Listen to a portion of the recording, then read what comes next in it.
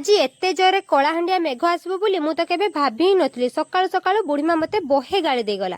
आपण मैंने बाप घर को आसिले एमती सब करते कि नहीं कमेंट निहाती जनइबे। बाप घर को आसिले एते थका लगे जे दिन 8टा पर्यंत शुवा मोर पूरापूरी अभ्यास हो गलानी। आउ सकाळ उठला बेलू सूर्य देवता आसिक मो मुंड उपरे तो सूर्य देवता को टिके प्रणाम कर देकिना मुझे बेड को पूरापूरी साइज करके सजाड़ी दउथि। तळ को आसिक फ्रेश हेकिना मु डल्ला धरिके बाहरली फूल चिड़ैया पई। आउ बुढ़ीमा मते देखि कहूची तू कौ घर लक्ष्मी हबु ना अलक्ष्मी एते लेट जेंगा किए शुए आम घर तो कहीं शुअंती कौटू शिखिलु एते सब। तो एते सब कथा को मु शुणिकी भी न शुणला पर चलीगली कहीं मु टिके ना बदमाश हो गलेनी।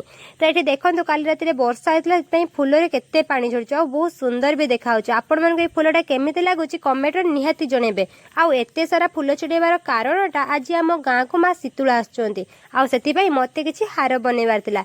तो मु गाधे पाधे फ्रेश होला परे बापा माँ तांको काम लग जाइछंती। बुढ़ी माँ बसिके हार देखुची आ लिसाटे साग बाछुची। तो माँ को पाई मुझे गोटे बहुत सुंदर सा हार बनइतिली।